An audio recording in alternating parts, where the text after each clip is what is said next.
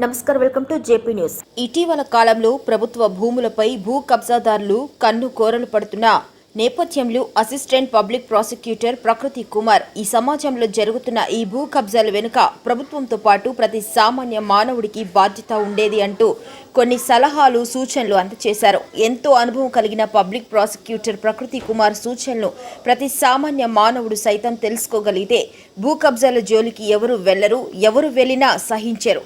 అసలు ప్రభుత్వానికి సంబంధించిన అసైన్మెంట్ భూములకు సంబంధించి ఎన్ని చట్టాలు ఉన్నాయి, చట్టాలను అతిక్రమించి భూ కబ్జాలు చేస్తే ఎటువంటి శిక్షలు అనుభవించవలసి ఉంటుంది అనే విషయాలు ఆయన మాటల్లోనే తెలుసుకుందాం. Good morning to the law abiding persons as well as bad morning to the illegal land grabbers.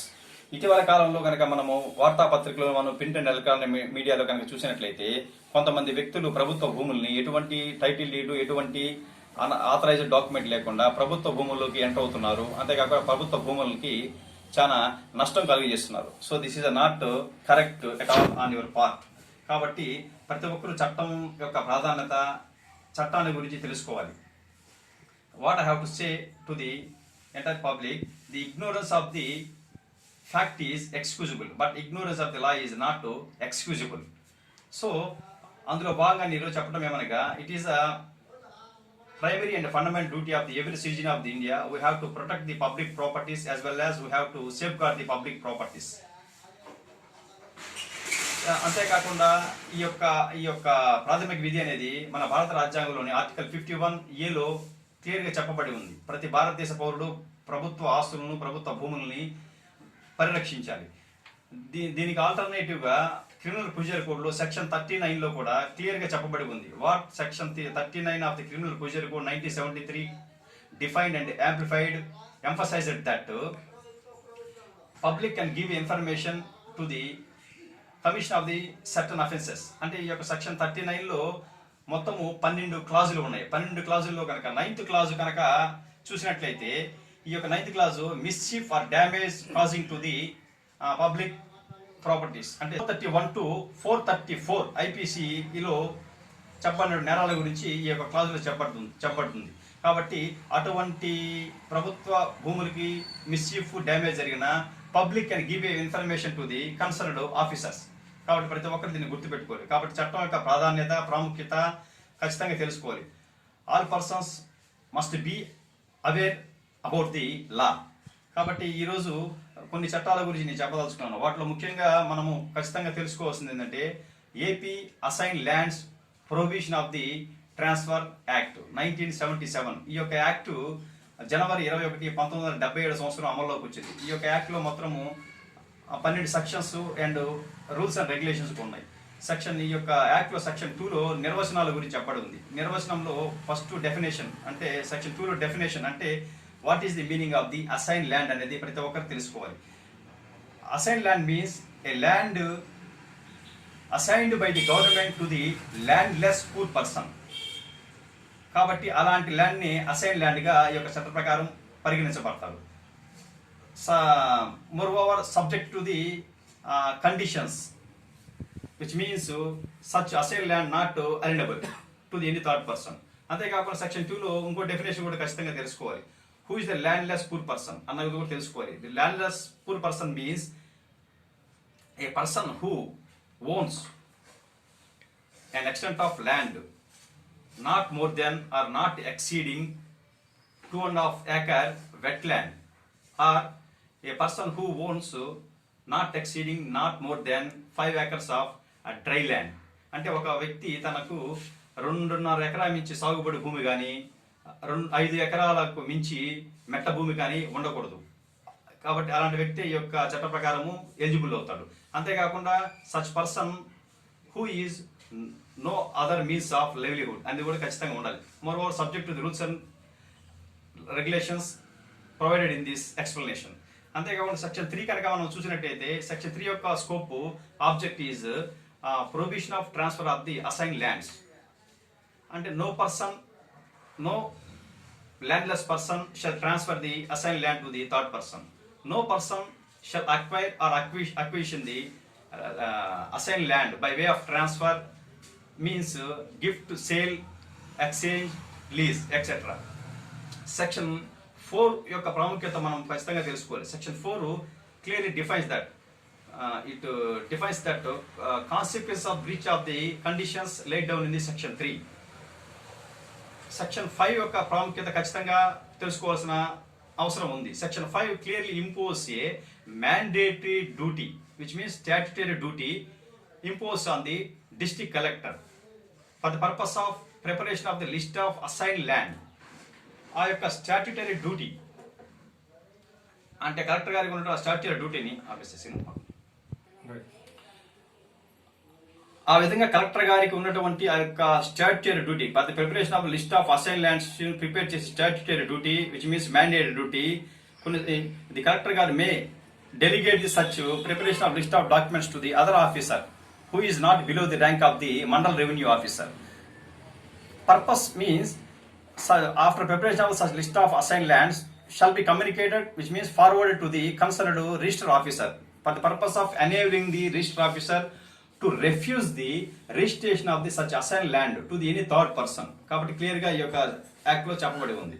కాబట్టి ప్రతి ఒక్కరు కూడా ఈ యొక్క ప్రాధాన్యత గురించి తెలుసుకోవాలి. అంతేకాకుండా అలాంటి లిస్టు అంటే అలా కలెక్టర్ గారు మరియు ఆర్ లేక any other officer revenue officer prepare చేసిన లిస్టు కమ్యూనికేట్ అయినటువంటి రిజిస్టర్ ఆఫీసులో తెలిసి కూడా ఆ యొక్క రిజిస్టర్ అధికారులు అసైన్మెంట్ ల్యాండ్ని థర్డ్ పర్సన్ కనుక రిజిస్ట్రేషన్ చేసినట్లయితే అసైన్ ల్యాండ్ని సెక్షన్ 5 సినాప్సిస్ సబ్ సెక్షన్ 7 ప్రకారము ఆ యొక్క అధికారి అంటే ఆ రిజిస్టరింగ్ అధికారి లీడ్ టు ప్రాసిక్యూటెడ్ అతనికి శిక్ష కూడా ఉంటుంది. అలా కనుక చేసినట్లయితే 6 నెలల వరకు జైలు శిక్ష లేక 10,000 రూపాయల జరిమానా, కొన్ని సందర్భాల్లో శిక్ష మరియు జరిమానా రెండు కూడా ఉంటుంది. సెక్షన్ 5 సినాప్సిస్ సబ్ సెక్షన్ 6 కనుక మనం చూసినట్లయితే it clearly defines that the officer who omits or failure or default to prepare the list of assigned lands, such officer shall be lead to the prosecuted. అలాంటి officer కూడా ఈ యొక్క provision ప్రకారము punishment ఉంటుంది. ఆయన పనిష్మెంట్ 6 నెలల jail శిక్ష లేక 10,000 రూపాయల జరిమానా, కొన్ని సందర్భాల్లో శిక్ష మరియు జరిమానా రెండు కూడా ఉంటుంది. సెక్షన్ 7 యొక్క ప్రాధాన్యత గురించి కూడా తెలుసుకోవాలి. సెక్షన్ 7 యొక్క ఆబ్జెక్ట్ మీన్స్ ఈ యొక్క section 7 impose A penalty as well as it is a part and parcel of the penal provision. కాబట్టి ఈ యొక్క సెక్షన్ యొక్క ప్రాధాన్యత ప్రతి ఒక్కరు తెలుసుకోవాలి. ముఖ్యంగా సెక్షన్ 3 సినాప్సిస్ 27లో చెప్పనుండే డిఫామ్ పట్టా గురించి ప్రతి ఒక్కరు కూడా తెలుసుకోవాలి. ఈ యొక్క సెక్షన్ 27లో డిఫామ్ పట్టా గురించి చెప్పబడుతుంది. డిఫామ్ పట్టాలో 14 రకాల టర్మ్స్ అండ్ కండిషన్స్ ఉంటాయి. లాస్ట్ కండిషన్ కనుక చూసినట్లయితే it clearly shows that if any assigned land person violates or breach the conditions aforesaid conditions breaches, such land automatically will be resumed by the government without paying the compensation to the such assignee person. కాబట్టి ఆ యొక్క D Pharm పట్టాలో పొందుపరిచినటువంటి నియమ నిబంధనలు ఎవరైతే ఆ యొక్క assign land person violate చేస్తాడో ఆ యొక్క గవర్నమెంట్ కి తిరిగి భూమిని తిరిగి తీసుకునే హక్కు ఉంది, ఎటువంటి నష్టపరం ఇవ్వకుండా. అంతేకాకుండా ఈ యొక్క D Pharm patta clearly west the derivative title to the original assignee person. కాబట్టి డిఫామ్ పట్టా ప్రాముఖ్యత ప్రతి ఒక్కరు తెలుసుకోవాలి. ముఖ్యంగా నేను చెప్పడం ఏమనగా కొంతమంది వ్యక్తులు ఎటువంటి హక్కు, ఎటువంటి టైటిల్ డీడ్, ఎటువంటి ప్రభుత్వ వారి అనుమతి లేకుండా ప్రభుత్వ భూముల్లోకి ఎంటర్ అవుతున్నారు. అలా ఎంటర్ అవటం అనేది దట్ ఈస్ అ క్రైమ్. ఎలాంటి క్రైమ్ అంటే భారత శిక్షా స్మృతిలోని 447 ప్రకారము అది క్రిమినల్ ట్రెస్పాస్ అవుతుంది. అలా క్రిమినల్ ట్రెస్పాస్ అయిన తర్వాత అటువంటి వ్యక్తి ఆ యొక్క ప్రభుత్వ భూములకి ఎటువంటి మిస్చీఫ్, ఎటువంటి డ్యామేజ్, ఎటువంటి డిస్ట్రక్షన్ చేసినట్లయితే భారత శిక్షా స్మృతిలోని సెక్షన్ 427 ప్రకారం అంటే మిస్చీఫ్ నేరం కింద అతను శిక్షింపబడతాడు. అంతేకాక కొన్ని సందర్భాల్లో ఆ యొక్క నేర తీవ్రత అంటే ఆ మిస్చీఫ్ ఆర్థిక నష్టము ఆ యొక్క ప్రభుత్వ భూములకి ఎక్కువ మొత్తంలో కొన్ని ప్రభుత్వం ఇన్స్టాలేషన్స్ కు మరియు అత్యవసర ఇన్స్టాలేషన్స్ కు ఉపయోగించబడిన ప్రాపర్టీస్ కనుక డ్యామేజ్ చేసినట్లయితే prevention of damage to the public property act 1984 section 3 కూడా అటువంటి వ్యక్తి మీద రిజిస్టర్ చేయబడుతుంది. ఆ యొక్క సెక్షన్ 3 యొక్క పీడీపీపీ యాక్ట్ ఏం చెప్తుందంటే, if any person mischief by way of damage to the public properties which is any building or any installation or any product which is used to the connection with the supplying or distribution of the water or power or any light, అలా కనుక అలాంటి సందర్భాలు అలాంటి యొక్క products కి installations కి damage చేసినట్లయితే అటువంటి వ్యక్తికి ఈ యొక్క సెక్షన్ 3 ప్రకారము 6 నెలలకు మించిన జైలు శిక్ష, 5 సంవత్సరాల వరకు జైలు శిక్ష ఉంటుంది. అది కూడా రిగరస్, కొన్ని సందర్భాల్లో ఫైన్ కూడా విధించబడుతుంది. కాబట్టి సెక్షన్ 4 యొక్క ప్రాధాన్యత, పీడీపీపీ యాక్ట్ సెక్షన్ 4 యొక్క ప్రాధాన్యత కూడా ప్రతి ఒక్కరు తెలుసుకోవాలి. Whoever causes a mischief by manner of damage to the public properties by using the fire or any explosive substance, అలా కనుక చేసినట్లయితే అటువంటి వ్యక్తికి 1 సంవత్సరం వరకు జైలు శిక్ష, అంతేకాకుండా 10 సంవత్సరాలకి మించినటువంటి జైలు శిక్ష కూడా ఉంటుంది. కొన్ని సందర్భాల్లో ఫైన్ కూడా విధించబడుతుంది, అంటే జరిమానా కూడా విధించబడుతుంది. కాబట్టి చట్టం యొక్క ప్రాధాన్యత ప్రతి ఒక్కరు కూడా తెలుసుకోవాలి, చట్టాన్ని గౌరవించాలి. ప్రభుత్వము ఈ యొక్క కొన్ని భూముల్ని ఎందుకు రిజర్వ్ పెడుతుందంటే, భవిష్యత్తులో అంటే ఫ్యూచర్లో పబ్లిక్ వెల్ఫేర్ కొరకు, పబ్లిక్ ఇంట్రెస్ట్ కొరకు ప్రభుత్వం వారు కొన్ని భూములను రిజర్వ్ చేసి పడుతుంది. అది అదునుగా చూసుకొని కొంతమంది వ్యక్తులు చట్టాన్ని వ్యతిరేకిస్తూ ఇర్రెగ్యులర్ మేనర్లో ఆ యొక్క ప్రభుత్వ భూములకు ఎంటర్ అవుతాము, మరియు ప్రభుత్వ భూములకి, ప్రభుత్వ ప్రాపర్టీస్ కి, అంటే గవర్నమెంట్ ప్రాపర్టీస్ కి డ్యామేజ్ చేయడం అనేది it is a absolutely crime. So law shall not excuse those persons should be punished according to the proper procedure of the law. కాబట్టి ఈ యొక్క విషయాన్ని అందరూ కూడా గుర్తుపెట్టుకోవాలి. గౌరవ ఉన్నత న్యాయస్థానం హైకోర్టు వారు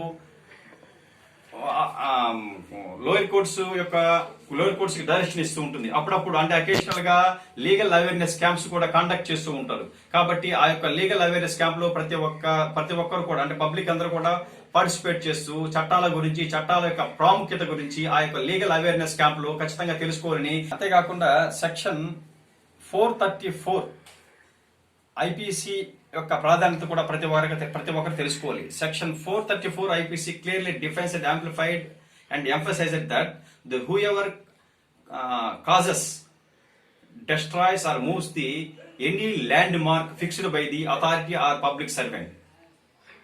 అంటే ఒక ప్రభుత్వ అధికారి ప్రభుత్వ స్థలంలో నాటినటువంటి ఒక ల్యాండ్ మార్క్ ని ఎవరైతే డెస్ట్రాయ్ చేస్తారు, అంటే విధ్వంసం చేస్తారు, లేదంటే అటువంటి ల్యాండ్ మార్క్ ని మూవ్ చేస్తారు, అటువంటి వ్యక్తి శిక్షార్హుడు అవుతాడు. ఈ యొక్క సెక్షన్ ప్రకారం అతనికి శిక్ష 1 సంవత్సరం వరకు జైలు శిక్ష ఆర్ లేక ఫైన్ ఉంటుంది. కాబట్టి ప్రతి ఒక్కరు చట్టాన్ని గౌరవించాలి, చట్టం గురించి తెలుసుకోవాలి. 431 of Indian Penal Code emphasizes that whoever mischief of injury to the public road or public bridge or any canal or river shall be liable to punish it up to 5 years and also liable to fine. అంటే ఈ యొక్క section ప్రకారం, అంటే 431 భారత శిక్షాశాస్త్రం ప్రకారం ఎటువంటి వ్యక్తి అయినా సరే ప్రభుత్వం యొక్క రోడ్డుకి, బ్రిడ్జికు, కాలువలకు, నీటిపారుదల ఉన్నటువంటి కెనాల్కు మిస్చీఫ్ చేసినట్లయితే అటువంటి వ్యక్తి 5 సంవత్సరాల వరకు శిక్షకు గురి కాపాడతాడు, మరి జరిమానా కూడా గురి కాపాడతాడు. Section 432 of Indian Penal Code emphasizes that whoever causes a mischief of obstruction to the public drainage with attempt to damage to the such public drainage, such person shall be liable to be punished up to 5 years and also liable to pay the fine. కాబట్టి ఈ యొక్క 432 భారత శిక్షాశాస్త్రం ప్రకారం ఎటువంటి వ్యక్తి అయినా సరే ప్రభుత్వానికి సంబంధించిన మురికి కాలువలకు అబ్స్ట్రక్ట్ చేసిన, డ్యామేజ్ చేసిన అటువంటి వ్యక్తి 5 సంవత్సరాల వరకు శిక్ష గురి కాపాడతారు, మరి జరిమానా కూడా గురి కాపాడతారు. కాబట్టి చట్టం ప్రతి ఒక్కరు తెలుసుకోవాలి, చట్టం యొక్క ప్రాముఖ్యత తెలుసుకోవాలి, చట్టాన్ని గౌరవించండి.